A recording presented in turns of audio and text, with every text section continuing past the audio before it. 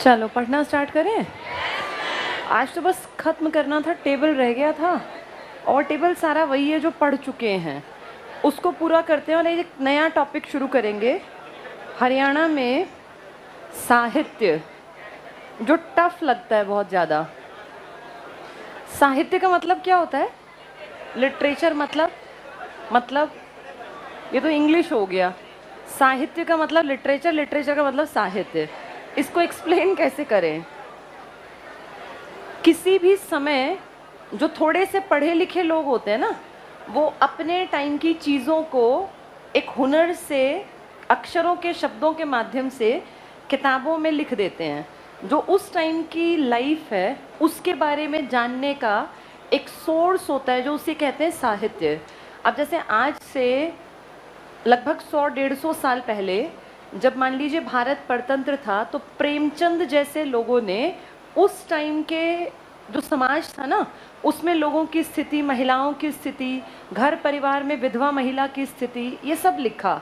तो ये उस टाइम का आभास कराता है। आवाज़ में कुछ गड़बड़ है आज? सही है, मुझे लग रही है। वैसे मेरे गले में भी गड़बड़ है, इसलिए भी लग रही होगी। चलो, तो प्रेमचंद ने हमें बताया कि आज़ादी से पहले भारत का समाज कैसा था। इस टाइम गरीब आदमी की दशा, एक वो ना प्रेमचंद के फटे जूते, हरिशंकर परसाई की है। परसाई ने लिखा कि भाई ये आदमी कितना कितना नेचुरल था कि लिखने वाला एक आदमी, फ़ोटो उस टाइम शायद ज़िंदगी में 1 या 2 ही खींचते होंगे, आज की तरह थोड़ी कि सेल्फी लेते होंगे। तब तो कोई गलती में किसी का जीवन का एक फ़ोटो मिल गया तो बड़ी बात है। पहले फ़ोटो कहाँ थे? तो उस टाइम पे वो आदमी फ़ोटो खिंचाने गया, वो और उसकी वाइफ फ़ोटो खिंचा रहे हैं, 2 चेयर पे बैठे हुए हैं। और तब ना दांत नहीं दिखाने होते थे, दांत दिखाने को बुरा मानते थे। मतलब फ़ोटो खिंचा एकदम सीरियस होके फ़ोटो। और उस आदमी ने जैकेट पहनी है, धोती कुर्ता पहना है और नीचे जूते फटे हुए हैं। तो इसके ऊपर इस पिक्चर को जब हरिशंकर परसाई ने देखा तो उन्होंने कहा ये प्रेमचंद भाई पढ़ा लिखा काबिल आदमी था, और अगर ये बहुत गरीब था तो भी इतने तो थे कि जूते नए पहन जाता। जब ज़िंदगी भर का फ़ोटो एक ही खींचना है तो उसको आदमी बेस्ट तो खिंचवाएगा ना। तो फिर उसने लिखा है कि प्रेमचंद ने फटे जूते क्यों पहने, क्या उनके मन में रहा होगा। तो ये कहा गया कि ये आदमी शायद इतना डाउन टू अर्थ था कि जो इसके पास सबसे पहले सामने पड़ा था उसी को पहन के चल पड़ा, कि फटे हैं तो क्या फ़र्क पड़ता है। और उसमें ऊपर से नीचे पूरा जैसे बैठ के फ़ोटो खिंचाया तो स्पेशल जूतों पे नज़र टिकती है। इस टाइम के लाइफ की एक पिक्चर हमारे दिमाग में उभरती है कि शायद लोग बहुत स्टाइल में विश्वास नहीं करते होंगे, बहुत साधारण होंगे और बहुत डाउन टू अर्थ होंगे। तो ये तुम्हें कैसे पता चला? जब तुमने क्या पढ़ा? साहित्य। किसी भी टाइम के साहित्य से उस समय के लोग क्या सोचते थे ये अंदाज़ा लगता है। जैसे एक बहुत बड़ा नाम है हमारे हिंदी लिटरेचर में, राहुल सांकृत्यायन। इस आदमी की ना जितनी हो सके किताबें पढ़नी चाहिए। और जैसे आजकल ये ब्लॉगर बन गए हैं ना, देखा ना, व्लॉगिंग करते रहते हैं। वही आज हम सुबह इतने बजे उठे, हमने ये खाया, ये हर चीज़ की वो वीडियो बनाते हैं। ऐसे पहले लोग लिखते थे। राहुल सांकृत्यायन सबसे ज़्यादा ट्रैवल करने वाला लेखक था। इस आदमी ने बहुत यंग एज में ट्रैवलिंग स्टार्ट की और ये ट्रैवलिंग के एक्सपीरियंसेस को लिखता था। तो सबसे बड़ा अगर कहें कि इंडिया में जो आदमी ट्रैवलिंग को लिखता था, जैसे आजकल लोग जो रोज़मर्रा की ज़िंदगी, हाँ डायरी लिखना टाइप, ये ट्रैवलिंग को लिखता था। और ये पहला आदमी है जिसने यात्रा को इतनी अच्छे तरीके से लिखा कि ये भारत में स्कूली स्तर पर पढ़ाया जाता है। 9th या 10th में एक कहानी है तिब्बत यात्रा करके, याद होगी ना तुम्हें? वो इसी की तो है, राहुल की। राहुल सांकृत्यायन बहुत इंटेलिजेंट, बहुत समझदार, बहुत जैसे दुनिया भर से सीखने की इच्छा रखने वाला एक आदमी था। और इस आदमी ने इतनी ट्रैवलिंग की पड़ोसी देशों में, तो ये बिना परमिशन के वैसे ही, मतलब कहीं कहीं पथरीले रास्तों से जहाँ लाइफ भी जा सकती है, ऐसे रास्तों से ट्रेवल करके इसने अपनी लाइफ को जैसे एक देखा कि दुनिया धरती है क्या।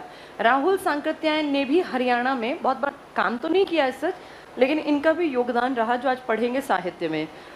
अगर अपनी बात करें हम, तो 3 काल में इतिहास को डिवाइड किया गया। एक प्राचीन है, एक मध्यकाल है और एक आधुनिक। जो मैंने 2 नाम लिखे थे अभी, ये किस काल में आएंगे? राहुल सांकृत्यायन तो बिल्कुल अभी के तो थे, आधुनिक काल में आएंगे। प्रेमचंद भी आधुनिक, क्योंकि मध्यकाल तो वो था अकबर, जहांगीर, उनके टाइम वाला। अगर अपनी हम बात कर रहे हैं प्राचीन काल में, तो आप जानते हैं दुनिया की ऑथेंटिक बुक हमारी वेद।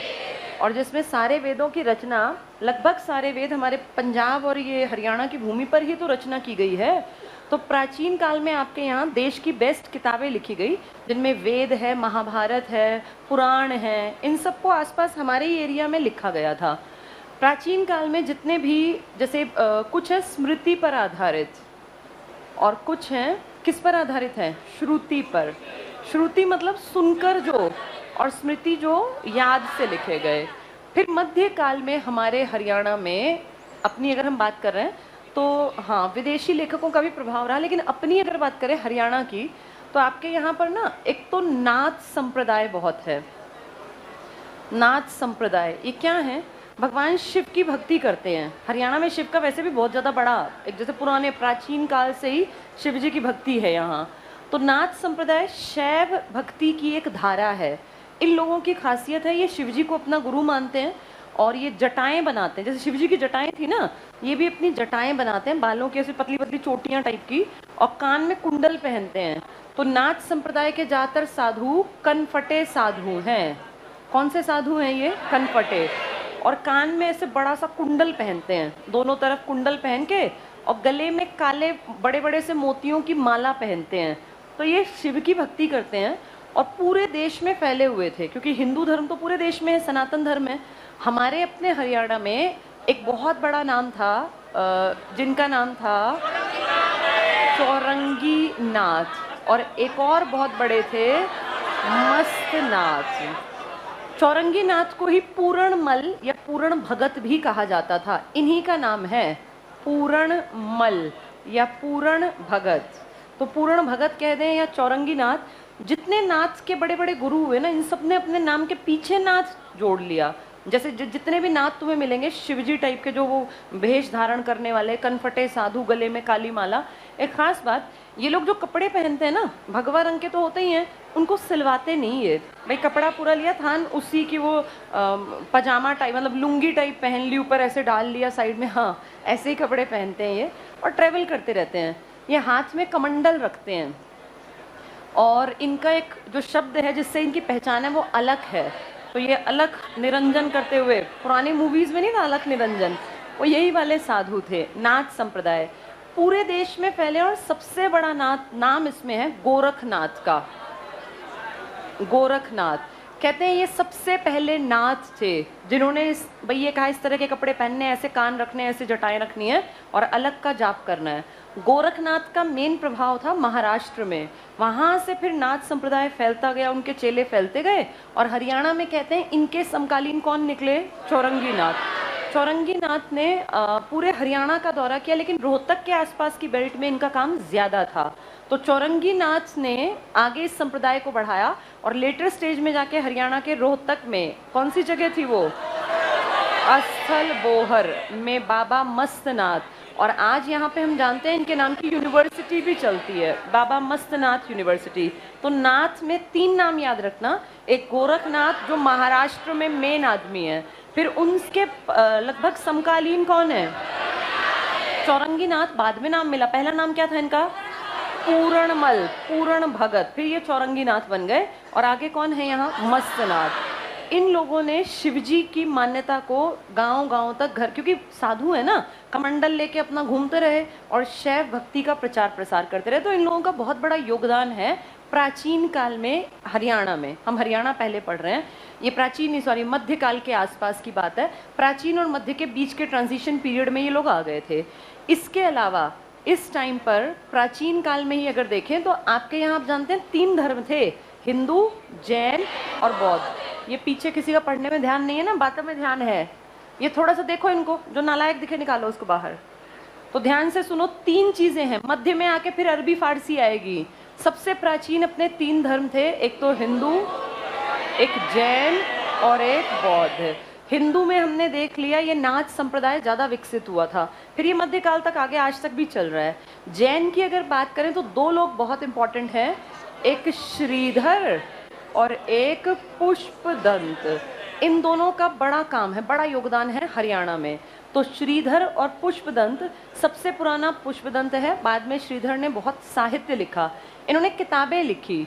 जैसे नाथ संप्रदाय ने शिक्षाएं दी ना, ऐसे श्रीधर और पुष्पदंत ने अपने धर्म की शिक्षा देके किताबें लिख दी, लिटरेचर में योगदान दिया। बौद्ध की अगर बात करें, आप जानते हैं हरियाणा में बौद्ध धर्म था ही कितना, तो इसका ज़्यादा कोई बहुत ज़्यादा आपके साहित्य में है योगदान, ऐसा नहीं कि बिल्कुल नहीं है, लेकिन इतना नहीं है कि उसको हम लोग लिटरेचर के पार्ट पर पढ़े। हमने बौद्ध धर्म, याद करो, प्राचीन इतिहास हरियाणा में पढ़ा था, बताई थी मैंने वो बातें कि यहाँ घूमे थे उनके शिष्य और क्या क्या नाम थे, थानेसर के पुराने नाम। लेकिन इनका साहित्य में बहुत बड़ा योगदान हरियाणा के लिए नहीं है, इंडिया के लिए है, हरियाणा के लिए नहीं। हरियाणा में मेन हिंदू धर्म के और जैन धर्म के कवियों ने बहुत काम किया। जब मध्यकाल आया तो इस टाइम पे हमारे मध्यकाल में हम याद करें, जब ये दिल्ली सल्तनत से पहले एक बार बहुत लड़ाई झगड़ा चला था, जिसमें चौहान, भादानक, याद है तुम्हें, ये पुराने टाइम के लोग, प्रतिहार, गुर्जर, पाल वंश, ये लड़ रहे थे। उस दौर में तुम्हारे यहाँ लगातार अपनी जड़ें मजबूत करना चाह रहा था बड़ा राजा पृथ्वीराज चौहान, जिनकी बहुत रिस्पेक्ट है, बहुत बड़ा काम किया इन्होंने। अजमेर, जयपुर वाली बेल्ट, पूरी दिल्ली वाली, फिर हमारी ये हांसी, थानेसर और ये पूरा दक्षिण तक की बेल्ट इनके पास थी। तो ऐसा नहीं कि हम हमसे लड़े, बहुत से लड़ के यहाँ तक पहुँचे। एक मालवा के आसपास के राजा थे जिन्होंने बाद में फिर चंदेलों ने यूपी के इलाके पर भी कब्जा कर लिया। ये बीच का काल याद है, 600 के बाद जब एक बड़ा राजा मर गया था, हर्षवर्धन, उसके बाद मारकाट मची, ये मेरा हिस्सा, ये मेरा हिस्सा। उस दौर में चंदेल राजा भी आगे बढ़े थे और चंदेल राजाओं के पास दो भाइयों ने नौकरी की थी। ये इंपॉर्टेंट किस्सा, इसको सुन लो। ये है आल्हा और उदल, दो सगे भाई थे। इन दोनों ने कामकाज किया, बड़े वीर सेनापति थे। तो ये आल्हा उदल दोनों भाइयों ने चंदेल राजा के पास नौकरी कर ली। इस चंदेल की लड़ाई हुई पृथ्वीराज चौहान के साथ। चौहान के साथ ये लड़ाई पुरानी है, जैसे चौहान तुम 1191 से सोचते हो, लेकिन ये है तो 1178 के बाद से ना, मेन काम तो 78 के बाद से कर रहा था। उसी सीरीज में 1182 में चौहान की लड़ाई चंदेल राजा से हुई। तो चंदेल के दो सेनापति आ गए, दोनों भाई, क्या क्या नाम इनका। अब पृथ्वीराज चौहान से लड़ते हुए उदल मारा गया, उदल वीरगति को प्राप्त हुआ। तो ये आल्हा ने कहा कि मैं इसका बदला लूंगा और मैं इसको मारूंगा। अब फिर बाय चांस इसकी, क्योंकि युद्ध तो कई कई महीनों चलते थे, तो इसकी मुलाकात उस दौर में, जो मैंने अभी लिखा था ना, ये मिटा दिया मैंने उसका नाम, क्या था वो हरियाणा में बड़े आदमी, हाँ, चौरंगी नाथ। उस टाइम पे महाराष्ट्र में कौन थे, गोरखनाथ। तो गोरखनाथ के आसपास इनका आना जाना हुआ और गोरखनाथ ने कहा ये लड़ाई झगड़े में क्या रखा है, तू भगवान की भक्ति करो, छोड़ दे, पृथ्वीराज को माफ कर दे। तो उस गोरखनाथ जो बड़े गुरु थे नाथ संप्रदाय के, इनके कहने पर आल्हा ने किसको माफ कर दिया। अब ये बात एक किताब में लिखी हुई है, उस किताब का नाम, हाँ, परमाल रासो। एक्चुअली राजा था ये, चंदेल जो राजा था ना, इसका नाम था परमाल। परमाल इसका नाम था, इसके लिए लिखी गई है। तो परमाल रासो, जैसे अपने नहीं है पृथ्वीराज रासो, इसी तरह रासो मतलब उसकी बड़ी बड़ी गाथाएं गाते थे। तो चंदेलों के राजा, चंदेल वंश है, इसमें एक राजा है परमाल, जिसके सेनापति लड़ने आए हैं चौहान वंश के राजा पृथ्वीराज से। चौहान ने एक सेनापति मार दिया, बदला लेने के लिए दूसरा आता, लेकिन नाथ संप्रदाय के गुरुजी ने कहा छोड़ दे ये सब, लड़ाई झगड़े से कुछ नहीं मिलेगा, भक्ति कर, अच्छे काम कर। और इस सारी घटना को एक किताब में वर्णित किया। उस किताब को नाम क्या दिया गया, परमाल रासो। क्या ये पॉइंट समझ में आ गया। इसको आल्हा खंड नाम दिया गया, चैप्टर है पूरा इसके ऊपर, आल्हा के ऊपर।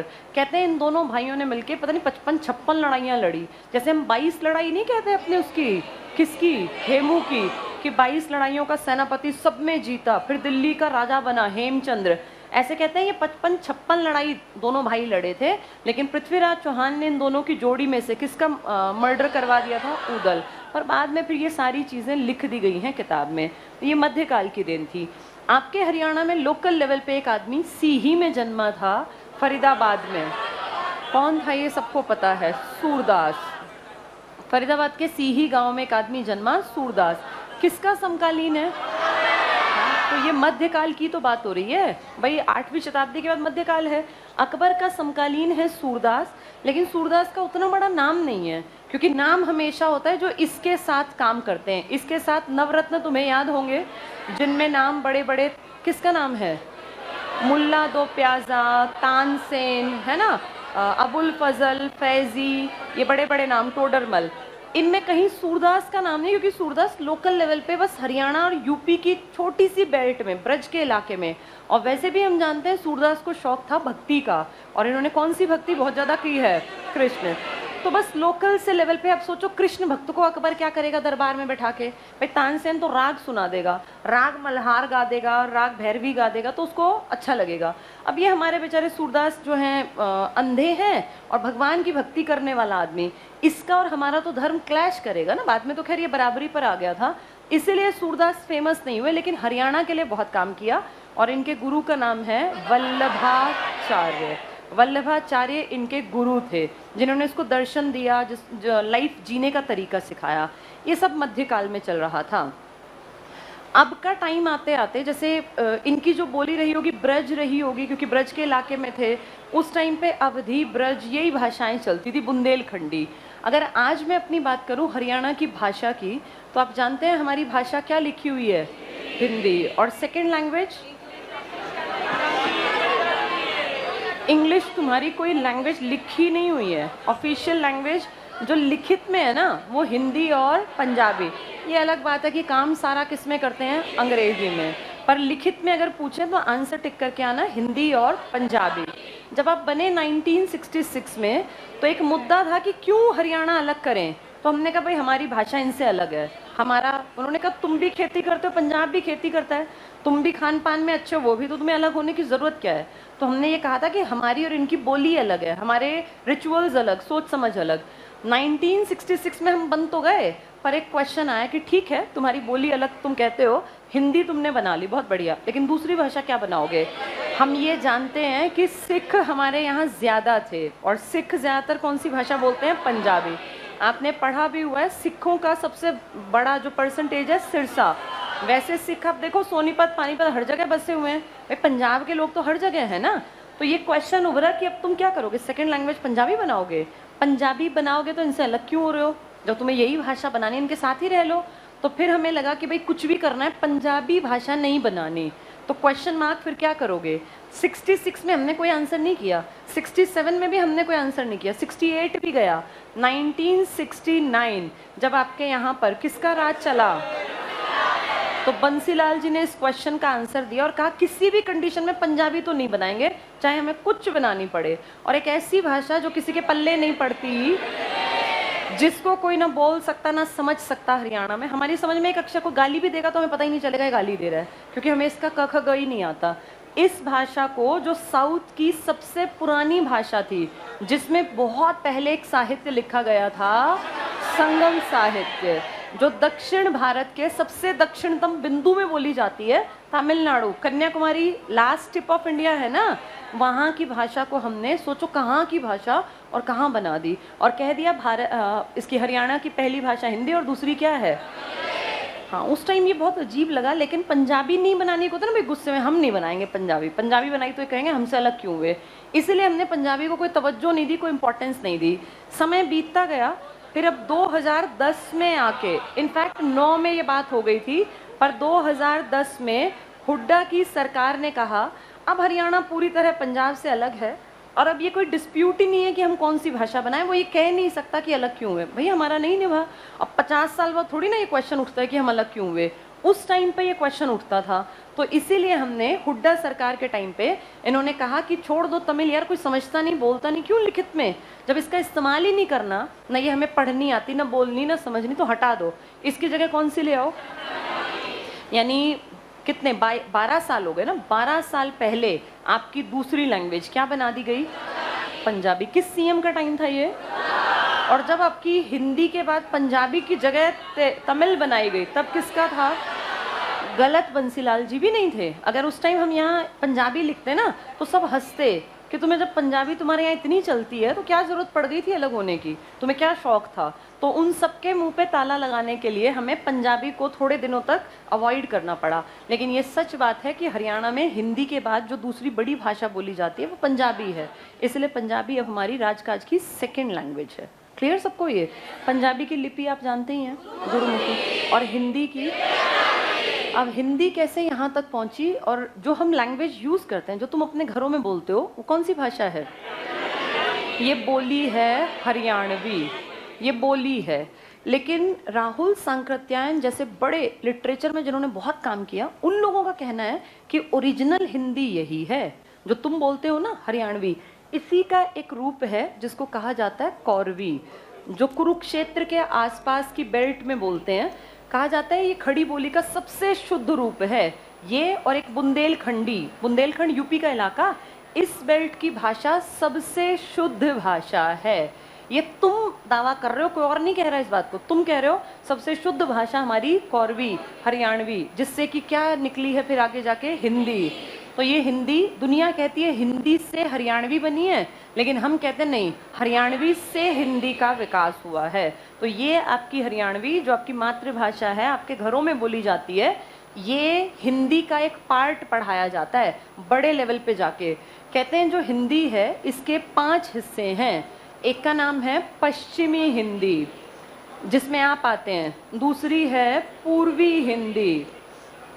एक का नाम है राजस्थानी हिंदी। तभी तो राजस्थानी हमारी मानक भाषा है कि नहीं है? नहीं है, राजस्थानी मानक भाषा है ही नहीं भाई, हिंदी है, इसलिए राजस्थानी नहीं है। चौथी का नाम है पहाड़ी हिंदी, और एक का नाम है बिहारी हिंदी। बिहारी हिंदी, बिहारी तुम्हारी मानक भाषा है? कहीं नहीं आती बिहारी। मानक भाषा तुम जानते हो, ABGHKKMMOPSTTU। इसके बाद सिंधी, अणा अणा, और अणा अणा विदेशी। कौन सी? नेपाली। ये विदेशी मैं इसलिए नहीं कहती कि विदेश की, हमारी ही है, पर याद करने का ट्रिक होना चाहिए इसलिए। इसके बाद बोडो, डोगरी, मैथिली और संथाली। ठीक है, अब ये संथाल जो इलाका है, ये महाराष्ट्र, ये अपना राष्ट्रपति के कारण भी बहुत फेमस रहा। इन सब में कहीं राजस्थानी का नाम आया? नहीं आया। कहीं बिहारी का नाम आया? नहीं आया। इसका मतलब ये सब ग्रुप किसका पार्ट है? तो हिंदी की फैमिली में कितनी हिस्से हैं? 5। एक पश्चिमी, एक पूर्वी, एक राजस्थानी, एक पहाड़ी और एक बिहारी। इसलिए ना तो बिहारी भाषा यहाँ दिखेगी तुम्हें, ना राजस्थानी दिखेगी। पहाड़ी में ये बोडो, डोगरी पहाड़ी ही हैं, डोगरी पहाड़ी कश्मीर के आसपास, लेकिन ये हिंदी वाली से अलग है। वो भाषा तुम्हें समझ में नहीं आएगी, ये वाली समझ में आएंगी। और राजस्थानी राजस्थान की, पूर्वी हिंदी और पश्चिमी हिंदी, पूर्वी यूपी के आसपास और पश्चिमी यूपी के आपके हरियाणा प्लस यूपी के आसपास, जो आपसे लगता इलाका है। यूपी की बेल्ट के 2 हिस्से हो गए। अगर ये यूपी है, ये वाला हिस्सा हरियाणा के साथ जो लगता है दिल्ली के साथ, और एक ये हिस्सा जो जिसको हम कहते हैं, ये कौन सी है? ये पूर्वी हिस्सा है यूपी का। तो पूर्वी हिंदी, और आपकी तरफ क्या है? पश्चिमी हिंदी। पश्चिमी हिंदी में 5 भाषाएं फिर आती हैं आगे, एक ग्रुप बना दिया पश्चिमी हिंदी का, और इसमें कह दिया भाई 5 भाषाएं इसका, 5 बोलियां इसका पार्ट हैं। ये हमारे काम की है इसलिए पढ़ रहे हैं, इनको हम उतना नहीं पढ़ेंगे। इसमें आता है एक फॉर्मूला, कब कब है। ये 5 बोलियां ये हरियाणा में, इनमें तुम्हें दिखाई देंगी। एक है कन्नौजी, एक है कौरवी, बुंदेली, ब्रज और हरियाणवी। तो देखो हरियाणवी जो है वो कब कब है का पार्ट है, और ये किस हिंदी का पार्ट है? पश्चिमी ने। इसीलिए कुछ लोगों ने कहा कि हरियाणवी से हिंदी का डेवलपमेंट हुआ है, कुछ का कहना नहीं, हिंदी का पार्ट है ये। तो पूछें कि हिंदी की किस शाखा में हरियाणवी मेन बोली है? पश्चिमी हिंदी। पश्चिमी हिंदी में कितनी भाषाएं आती हैं? 5, कन्नौजी, कौरवी, बुंदेली, ब्रज और हरियाणवी। अब इसमें अगर देख पा रहे हो तो कन्नौजी, क से है, यूपी का इलाका। कन्नौज जानते हो ना, जिस पे राजधानी नहीं ले गया था अपना, कौन? हर्षवर्धन, यूपी का मेन इलाका। इसके बाद ब का मतलब ब्रज, ब्रज का इलाका मथुरा। अपने पलवल से आगे निकलते ही आप जानते हैं बलराम के सिर्फ 4 मंदिर हैं, जिनमें से 3 ब्रज के आसपास हैं और एक आपके यहाँ। तो ये फरीदाबाद पलवल की बेल्ट का इलाका। एक का मतलब क्या है? कौरवी। आपकी कौन सी बेल्ट है ये? कुरुक्षेत्र, क्योंकि कौरवों का इलाका कुरुक्षेत्र था। एक ब का मतलब क्या है? हाँ, बुंदेलखंडी। और एक ह का मतलब हरियाणवी। इस हरियाणवी को ही जाटू भी बोलते हैं, क्योंकि जाट कम्युनिटी इस बोली को ज़्यादा बोलती है। तो हरियाणवी या जाटू भाषा, या इसको कुछ लोग बांगर भाषा भी कह देते हैं, थोड़ी टिपिकल लठमार भाषा जो है, ये 5 भाषाएं किसका ग्रुप हैं? ये पश्चिमी हिंदी का। क्या ये पॉइंट समझ में आ गया? हिंदी की 5 शाखाएं हैं, एक आपके और यूपी के आसपास, एक यूपी के अगले हिस्से में जिसको कहते हैं पूर्वी हिंदी, एक राजस्थानी, एक पहाड़ी और एक बिहारी। कुमाऊनी गढ़वाली नाम सुने हैं? ये पहाड़ी के हैं।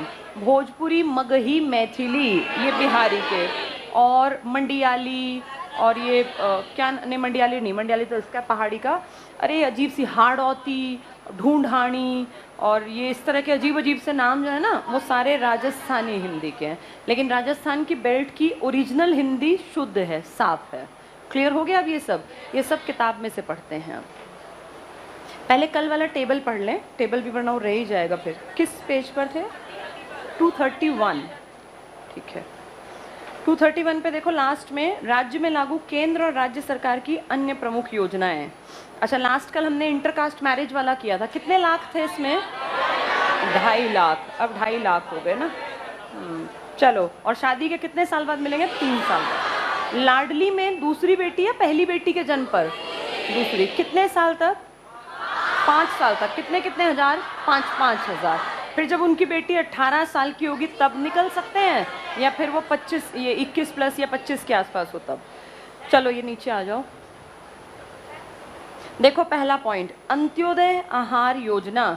जब भी आहार की बात करेंगे ना, सस्ते खाने की बात करेंगे, भाई सस्ता खाना अवेलेबल हो, तो अंत्योदय मतलब जो समाज का सबसे अंतिम हिस्सा है उसको भी खाना मिल जाए सस्ता, इसकी योजना है ये।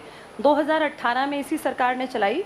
उद्देश्य टिक कर लो, गरीब और ज़रूरतमंद व्यक्ति, बस पढ़ लो, 10 रुपये में पेट भर भोजन और 5 रुपये में स्वच्छ और पौष्टिक नाश्ता उपलब्ध कराना है। तो अंत्योदय आहार योजना, ये गरीब आदमी के लिए सस्ते एक तरह से अवेलेबल कराना फूड। ग्रामोदय से भारत उदय, ये क्या है इसको पहले समझ लो। पहला शब्द क्या लिखा है? इसका मतलब क्या हुआ? गांव को आगे बढ़ाना। और इससे क्या करेंगे? भारत का उदय। गांव में जो सबसे नीचे स्तर पे पावर है उसका नाम क्या है? पंचायती राज। जो सबसे निचले स्तर की पावर है वो है पंचायती राज। आप सब जानते हैं पंचायती राज पहले एक ऑप्शन था, भाई मानो या ना मानो राज्य में करना है कि नहीं करना, लेकिन कब के बाद कौन सा अमेंडमेंट था? 73वां। ये कंपलसरी कर दिया कि हर स्टेट को पंचायती राज के चुनाव कराने ही कराने हैं। और पंचायती राज में एजुकेशन को बीच में कौन लाया? सबसे पहले राजस्थान, फिर हरियाणा। सबसे ज़्यादा पढ़े लिखे पंचायत के मेंबर हमने, क्योंकि हमने कहा जनरल कैटेगरी का आदमी अगर है तो 10वीं पास होना चाहिए, अगर जनरल कैटेगरी की औरत है तो 8वीं, एससी है तो भी 8वीं, लेकिन एससी की महिला है तो 5वीं। पढ़ाई लिखाई सबसे पहले इंट्रोड्यूस इसने की थी कि भाई पढ़े लिखे लोग होंगे तो गांव का विकास करेंगे। लेकिन पढ़ाई लिखाई में हायर डिग्री की बात, हायर मतलब 10वीं की बात किसने की है? अब ये बहुत अच्छी बात है कि कम से कम लोगों का दिमाग इतना खुल गया कि सरकार में जो आदमी काम करे वो पढ़ा लिखा हो, ये बहुत अच्छी बात है। और इंडिया में अगर पंचायत को क्या चलाना होता है, पंचायत को एक, इसके ऊपर के लेवल पे क्या आता है? और सबसे ऊपर भाई 3 ही स्तर की सरकार है ना भारत में, केंद्र, राज्य और पंचायती। यही तो है सत्ता का विकेंद्रीकरण। अब इन तीनों में किसमें पढ़ाई लिखाई कंपलसरी कर दी? हाँ, तो अब तुम खुद सोचो, कुछ दिन बाद जब सारी पंचायतें पढ़ी लिखी होंगी और जब इनकी बैठकें होंगी, एमपी एमएलए भी तो इनकी बैठक में आते हैं, जब ये जिला स्तर पे जाते हैं, तो क्या इनके पढ़े लिखों के दिमाग में नहीं आएगा कि ये भी पढ़े लिखे होने चाहिए? आज ना सही 5 साल 10 साल बाद आएगा। जिस दिन भारत के हर राज्य ने कंपलसरी कर दिया इनका पढ़ा लिखा होना, और इनके 3 बैठकें, 3 लेवल की बैठक होती हैं, गांव की, ब्लॉक की, ज़िले की। ब्लॉक में एमएलए आते हैं, ज़िले में एमपी एमएलए दोनों आते हैं। तो जब इनकी बैठक में ये पढ़े लिखे जाएंगे, वहाँ युवा 35 के 40 तक के लोग जाएंगे, और वो जब बुढ़े आएंगे जिनको कुछ नहीं आता होगा, तो क्या वो फंसेंगे नहीं? क्या वो नीतियों पे, पैसों में कहीं भी फंसा देंगे? पढ़ा लिखा आदमी सामने वाले को, अगर वो बेवकूफ़ है, उसी की बातों में उलझा सकता है। तो कुछ सालों बाद देखना ये डिमांड होगी कि कहाँ भी पढ़े लिखे होने चाहिए। और जब सारे राज्य पढ़े लिखे होंगे तो ऑब्वियस सी बात है कि डिमांड जाएगी देश में। तो कहीं से शुरू हुआ, ये भी शुक्र मनाओ कि कम से कम यहीं से शुरू हो गया। लेकिन अभी हर राज्य ने नहीं किया, मेनली 2 ही राज्यों में है, पहला राजस्थान और दूसरा हरियाणा। और हायर डिग्री किसने की है? और वो हायर डिग्री कितने पास है? 10वीं पास है अभी हायर डिग्री आपके देश में।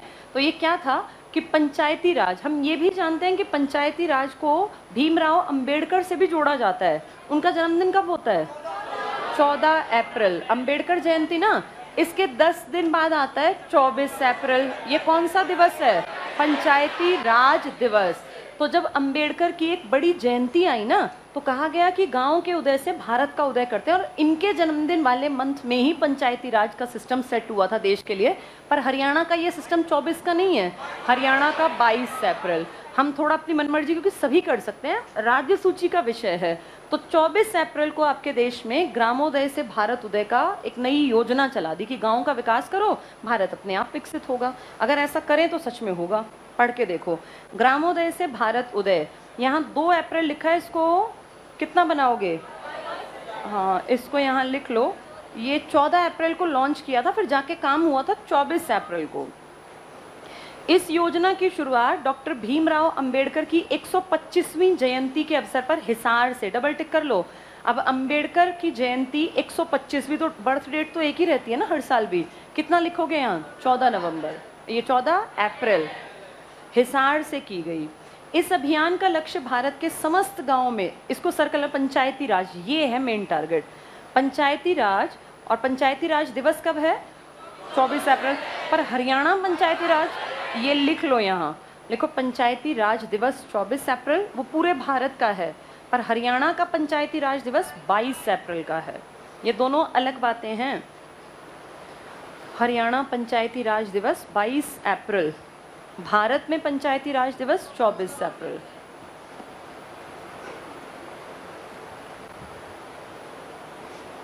चलो आगे पढ़ेंगे अब। तो 24 अप्रैल पंचायती राज व्यवस्था को सुदृढ़ करके सामाजिक विकास करना है, बस पढ़ लो इसको। ग्रामीण विकास करना है, किसानों की प्रगति करनी है, गरीब लोगों की जीविका, इसके लिए काम करना है। तो कौन सी जयंती मनाई थी हमने? 125 में। और कहाँ पे इसकी शुरुआत की? हिसार। किससे किसको जोड़ना है? गांव से भारत को। और कैसे डेवलप करेगा? पंचायती राज से। अगला देखो, अनुकूल गृह योजना। अनुकूल का मतलब क्या होता है? अनुकूल का मतलब जो किसी चीज़ के अकॉर्डिंग हो। जैसे हमारे देश में ना, हमने शुरुआत से कभी ध्यान नहीं दिया दिव्यांग के ऊपर, जो गलत था। अब ये दिव्यांग, इनके लिए कह रहे हैं कि हर जगह जहाँ बड़े बड़े जैसे स्कूल हैं, कॉलेज है, यूनिवर्सिटी है, यहाँ पे ना कहा जा रहा है भाई इनके फ्रेंडली माहौल बनाओ। जैसे आने के लिए अपने सीढ़ियाँ बनाई हैं सरकारी सभी दफ्तरों में, इस तरह से रैंप भी बना दो जिसपे कि व्हील चेयर या इस तरह की चीज़ आसानी से ऊपर ले जाई जा सके। तो अनुकूल गृह का मतलब है गरीब आदमी है, उसके घर का हिसाब किताब नहीं है भाई, वैसे टॉयलेट नहीं है जिसकी इसको ज़रूरत है, या उस तरह का रैंप नहीं है, तो उनको ऐसे घर बनाने के लिए पैसा थोड़ा सा सरकार देगी। इसे कहा गया अनुकूल गृह। गृह मतलब घर। पढ़ के देखो, अनुकूल गृह योजना 2016। इस योजना की शुरुआत हरियाणा सरकार के सामाजिक और अधिकारिता मंत्रालय, टिक कर लो सामाजिक, जहाँ कहीं दिव्यांगों की बात हो, बुजुर्गों की बात हो, वहाँ सामाजिक अधिकारिता मंत्री मेन होता है। जहाँ महिलाओं की बात हो, वहाँ महिला और बाल विकास मंत्रालय। अंडरलाइन करना, दिव्यांग और विकलांगों के लिए शुरू। अगला पॉइंट पढ़ लो। इस योजना के अंतर्गत दिव्यांगों को विशेष आवश्यकताओं के अनुसार घरों को अनुकूल बनाने के लिए 6 महीने की अग्रिम पेंशन दी जाती है। जय जवान जय आवास योजना, ये याद है? पहले आई थी झज्जर में। झज्जर हमारे यहाँ पे इम्पोर्टेंट शहर है, क्या कहलाता है? हाँ, झज्जर को कहते हैं शहीदों का शहर, झज्जर। हाँ, यहाँ क्या बन रहा था? हरियाणा का तीसरा कौन सा विद्यालय? सैनिक स्कूल। सैनिक स्कूल यहाँ बना नहीं है पर काम कर रहे थे मातन हिल। ये बड़ी बात है। अब जब इतने सैनिक तुमने दिए हैं झज्जर से, जब इसको शहीदों का शहर कहते हैं, तो बेचारे सैनिक जब यहाँ से जाके वापस आते हैं 60 साल की उम्र में रिटायर होके, तो इनको बेचारों को कुछ रहने के लिए घर तो चाहिए। अब घर की कीमत आके बताते हैं करोड़ जी 2 करोड़, कहाँ रहें, कैसे रहें? करोड़ 2 करोड़ तो तनख्वाह में तो कोई बचा नहीं सकता। तो इन लोगों के लिए सस्ती दरों पर आवास की सुविधा, कि भाई इस तरह के फ्लैट्स डेवलप कर दें जिसमें कि बहुत ज़्यादा मोटा पैसा ना खाएं। अब ये बिल्डर्स होते हैं, बिल्डर्स भाई गांव के आसपास मान लो 10 एकड़ ज़मीन ली, 10 एकड़ 5-5 करोड़ की भी ली तब भी 50 करोड़ की हो गई। लेकिन जब यहाँ फ्लैट डेवलप करेंगे वो, तो एक एक फ्लैट ही, एक तो पहले तो एक उसमें ही कितने फ्लैट होंगे, और एक एक फ्लैट बेच दिया 50-50 लाख का, और यहाँ कितने पता नहीं ऐसे सिस्टम डेवलप कर दिए। अब 5 करोड़ रुपए 50 करोड़ रुपए देके और ये मिलियंस बिलियंस में खेलने लगते हैं। पर इतना रिस्क लेना भी सबके बस की बात नहीं है, तुम और मैं तो नहीं बना सकते, बिल्डर्स के काम है। तो ये कहा गया कि भाई ये थोड़ा कम खा लेंगे, ये सैनिकों को कोई सम्मान तो देना चाहिए जब अगला रिटायर होके आए, 60 साल में आके घर बनाएगा, बच्चों की शादी करेगा, अपने बुढ़ापे के लिए बचाएगा। तो इसलिए इनके सस्ते दरों पर बनने वाले आवास के लिए योजना चलाई गई थी, जिसको नाम दिया गया था जय जवान जय आवास योजना, कि इनको घर बनाना आसान दिखे। 2016 टिक कर लो। शुरुआत हरियाणा के झज्जर जिले के मातनहेल ग्राम से। तो हम समझ गए मातनहेल में ही क्या बनेगा, सैनिक स्कूल, यहाँ सैनिक ज्यादा हैं। इस योजना का क्रियान्वयन सेना कल्याण आवास संगठन, तो सेना कह रही है हम खर्चे से अपने से बनवाएंगे, सस्ते, इनको सस्ते में घर देंगे, तो सेना कल्याण आवास संगठन, इसका उद्देश्य टिक कर लो, सेवारत जो है सर्विस में या सेवानिवृत्त होके आ गए सैनिकों को सस्ता आवास उपलब्ध कराना। तो सस्ता आवास मिले आदमी को, पूरी जिंदगी काम करने के बाद कम से कम घर तो मिल जाए। इसके लिए किस जिले में हमने लॉन्च किया ये? अगला देखो, सलामती। सलामती में परिवार नियोजन कि बहुत ज़्यादा ये जनसंख्या जो बढ़ रही है इस पे कंट्रोल रहे, तो ये टिक करना। 2016 स्वास्थ्य मंत्रालय बिल एंड मेलिंडा, ये इसकी वाइफ का नाम है ना, गेट्स फाउंडेशन। अभी पीछे इनका जब तलाक हुआ तो कितना बड़ा हलचल मची थी। बिल गेट्स की वाइफ जो 30-32 साल की शादी, पिछले साल की तो घटना है जब इन लोगों ने डिवोर्स लिया था। ये अभी भी काम कर रहे हैं और हरियाणा में फैमिली प्लानिंग में इनकी संस्था का योगदान है, वही बता रहे हैं ये। इसमें अगले पॉइंट में बीच में टिक कर लो, परिवार नियोजन, ताकि बहुत ज़्यादा जनसंख्या ना बढ़े, इसके लिए काम कर रहे हैं, परिवार नियोजन। अगले पे आ जाओ, स्वधार गृह योजना, ये महिलाओं के लिए है जो पीड़ित हैं। एक मैंने बताया था वन स्टॉप सेंटर, सखी सेंटर, कितने दिन रुक सकते हैं? 3 दिन। पुलिस, काउंसलर और वकील सब एक जगह मिलेगा। ये स्वधार है, अंडरलाइन कर लो। 2015 कठिन परिस्थितियों में पीड़ित महिलाओं के लिए संस्थागत योजना तैयार करना, महिलाओं को सामाजिक और आर्थिक सुरक्षा प्रदान करना। इसमें पैसे कुछ उधार मिल जाएंगे, लोन टाइप में, फिर वापस करने पड़ेंगे। प्रधानमंत्री जनधन योजना सबको पता है, हर घर में जो खाता खुला था। अच्छा देखा जाए तो उसका हुआ क्या? कुछ भी नहीं हुआ ना। जो इतने बड़े, ये था भाई दुनिया का सबसे बड़ा वित्तीय समावेशन प्रोग्राम, पूरे दुनिया में इतने खाते किसी के नहीं है, तो हुआ क्या उन खातों का? बस वो खुल के रखे रहे, उनमें कुछ आया ना गया। तो ऐसे खाते खुलने का फायदा भी क्या? देखो, प्रधानमंत्री जनधन योजना ये ऐसी है जैसे उज्ज्वला योजना हुई ना। उज्ज्वला के सिलेंडर पता है घरों में खाली पड़े हैं, गांव में वापस लोग ईंधन पे आ गए, क्योंकि इतना महंगा 1000 रुपए का सिलेंडर कौन भरवाएगा? सरकार 1064 का। अब तुम ये सोचो, एक बार तो मुफ्त दे दिए सरकार ने, और उसके बदले सरकार ने क्या किया था? हम आम लोगों से कहा था सब्सिडी छोड़ दो भाई, तुम्हारा सिलेंडर अगर पहले 500 का था तो सरकार ने कहा गरीबों को भी सिलेंडर चाहिए, तुम पैसे छोड़ो तो हम गरीबों को दे दें। तो इंडियंस हैं ही भावनाओं में बहने वाले, तो हाँ जी छोड़ दी, हमने छोड़ दी जी, गरीबों को दे दो। हमारी वो सब्सिडी इकट्ठी करके बांट दिए सिलेंडर और गैस के चूल्हे। अब वो सिलेंडर बांटने के बाद अब सरकार हट गई खड़ी होकर कि भैया भरवा लो अपने। अब 1064 का बता रहे हैं सिलेंडर भरा जाता है। गरीब आदमी के 1000 रुपया है कहाँ? 1 महीने में गैस खत्म हो जाएगी सिलेंडर की, तो कहाँ से भरवाएगा? 1-1.5 महीने हद से हद। तो इसीलिए अब गरीब आदमी ने ना वो साइड रख के और उस पर अपने फालतू के जूते और चप्पल और ये जैसे हमारे घरों में होता है इस तरह के सामान उस पर रख दिए, और अब ये सिलेंडर वेस्ट है, इसके ये अफोर्ड नहीं कर सकते। हमारी सब्सिडी गई, अब तुम्हारी सब्सिडी आगे कहाँ है? वो किसके हाथ में है? वो सरकार के पास है। और जो सब्सिडी ली गई थी ये कह के कि किसका भला करेंगे, उनको 1-1 सिलेंडर से भला हो गया, उनका जीवन कट जाएगा सिलेंडर में। लेकिन अब हम सब्सिडी मांग नहीं सकते, अब तुम पूरी जिंदगी इससे ज़्यादा पे करोगे, इससे कम नहीं पे करोगे कभी भी। तो सब्सिडी जब छोड़ते हैं ना तब हम बड़े दिलवाले बन जाते हैं, भैया सब्सिडी ले लो, देश का उद्धार करो।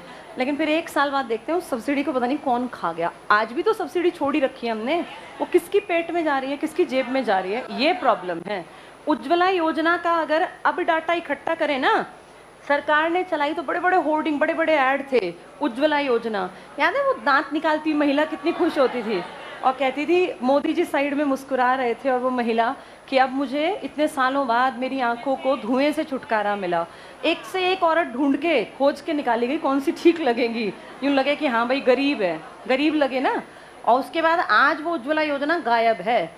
चल रही होगी, कुछ लोग लेते भी हों, लेकिन अगर इसका टोटल डाटा कलेक्ट किया जाए ना कि भाई तुमने 2016 से और 2022 में जितने सिलेंडर दिए उनमें से कितने लोगों ने दोबारा भरवाए और वो क्या कर रहे हैं आज उन चूल्हों का जो तुमने दिए उस सिलेंडर का, तो हो सकता है ये सारों में से 99% लोग भरवाते ही ना हो।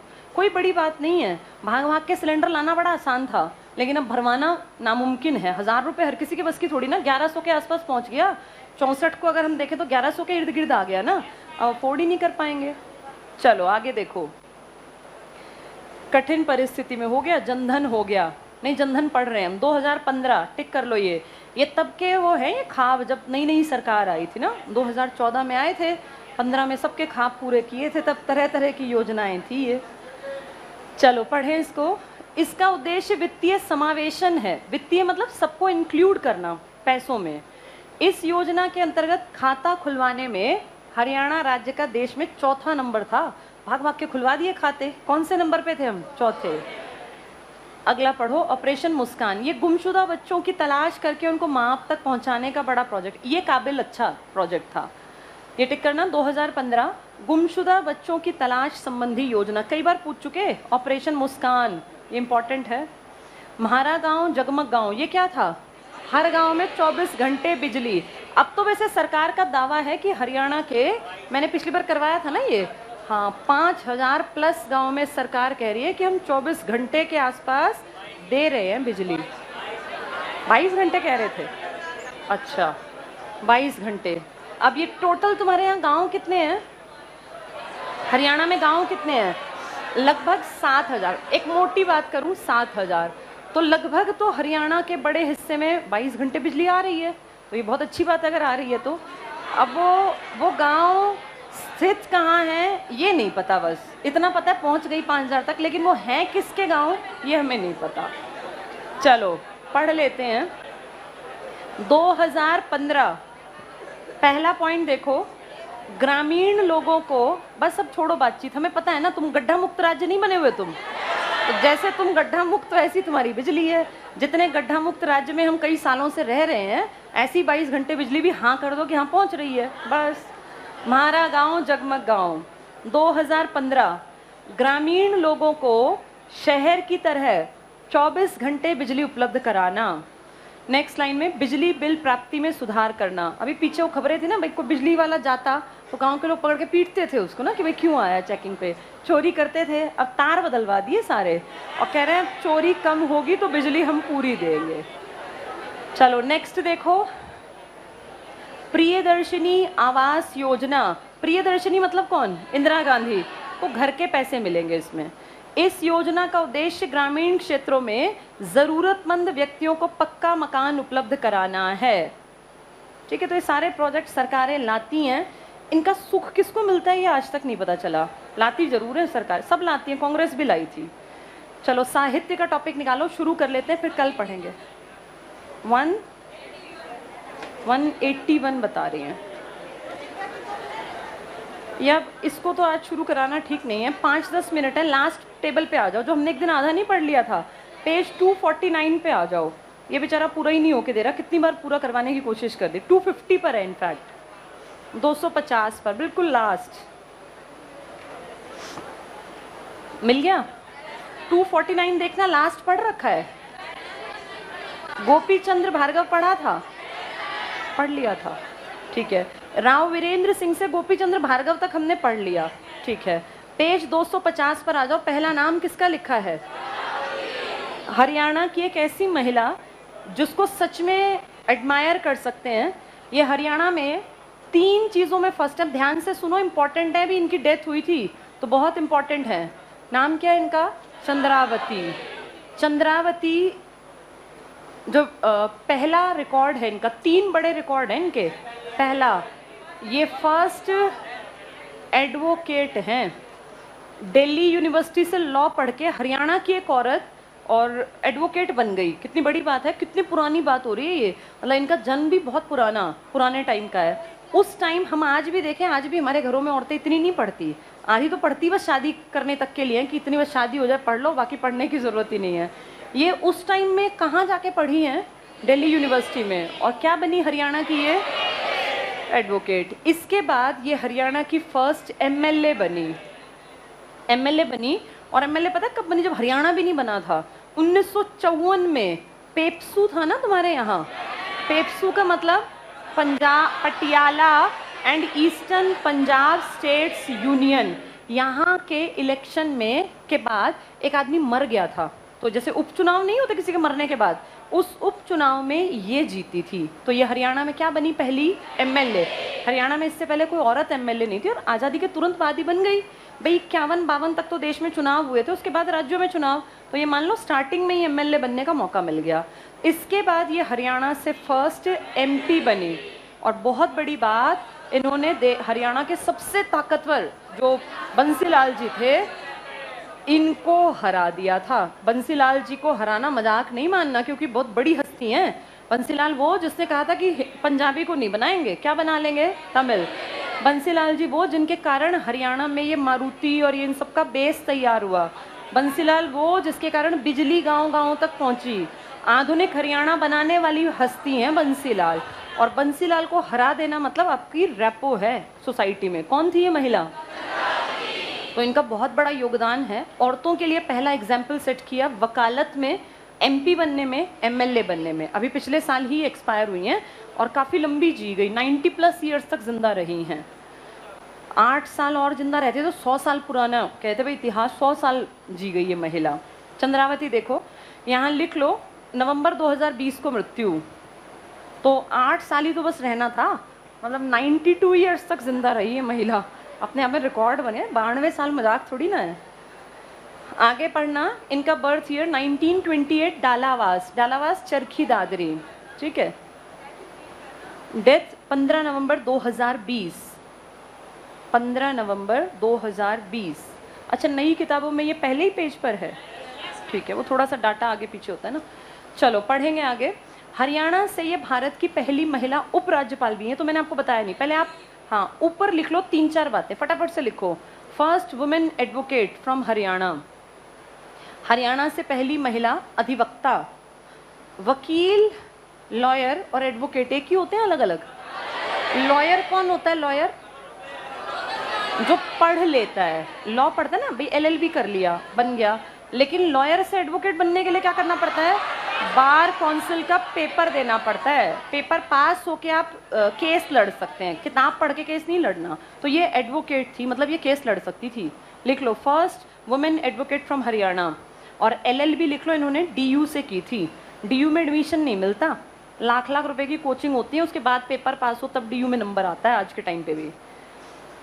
अगला पॉइंट लिखो इसी में, first women MLA 1954। First women MLA from Haryana 1954। ये 54 में इलेक्शन है या उपचुनाव है? लिख लो उपचुनाव, पेप्सू, PEPSU, उपचुनाव। बाईपोल बोल देते हैं इसको, बाई इलेक्शन, बाईपोल। कहाँ हुए थे ये? पेप्सू। पेप्सू मतलब Patiala and eastern Punjab states union, ठीक है, ठीक है। विधानसभा में किस सन में आई है? 1954 में। तब ये कौन सी सीट थी वो भी लिख लो, भादरा सीट से थी ये, भादरा। तब ये महेंद्रगढ़ की सीट थी, भादरा, भादरा महेंद्रगढ़। इस सीट से 54 में कोई आदमी हटा था, तब ये इलेक्शन में जीत के आ गई थी। तो पहली बार एक औरत हरियाणा से एमएलए बनी थी पेप्सू की सीट पर। तब हम पेप्सू थे, हमारा हरियाणा पेप्सू था, पंजाब भी नहीं था, पेप्सू था। और कहाँ की सीट थी ये? महेंद्रगढ़ की, भादरा। आज भादरा अलग जगह, तब महेंद्रगढ़ का हिस्सा था। नेक्स्ट लिखो, first women MP from Haryana. First women MP from Haryana. कहाँ की सीट लोकसभा की थी? भिवानी की। लिख लो लोकसभा सीट भिवानी। कौन सी लोकसभा थी? छठी। और तुम जानते हो छठी लोकसभा में कौन सी पार्टी का दबदबा था? जनता पार्टी का। छठी लोकसभा के 2 पीएम नहीं पता तुम्हें? मोरारजी देसाई, चौधरी चरण सिंह, 2.5 साल के 2 पीएम थे वो। लिख लो यहाँ। First women MP from Haryana, seat लिख लो भिवानी लोकसभा सीट, 6th लोकसभा में थी ये।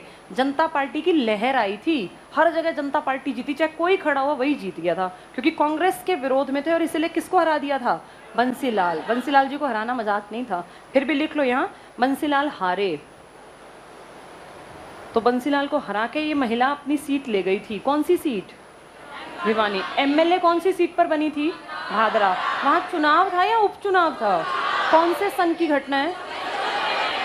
ठीक है। और 6th लोकसभा के चुनाव कब हुए हैं? 1977 में। लिख लो यहाँ, जहां तुमने एमपी लिखा, 1977। ठीक है। तो 3 बड़ी चीजें हमने पढ़ ली, तीनों समझ में आ गई। पहले पढ़ लिख के क्या बनी है? एडवोकेट। कहाँ से एलएलबी की? फिर ये क्या बनी? एमएलए किस सीट से बनी? भादरा। भादरा तब किसका पार्ट था? महेंद्रगढ़ का। तब हम क्या थे? हम पेप्सू। कौन से सन के चुनाव हैं? 54 के। चुनाव है या उपचुनाव है? फिर 77 में क्या बनी है? एमपी। किसको हराया? सीट कहाँ की थी? ये पैदा कहाँ हुई है? डालावास। डालावास किसका पार्ट है?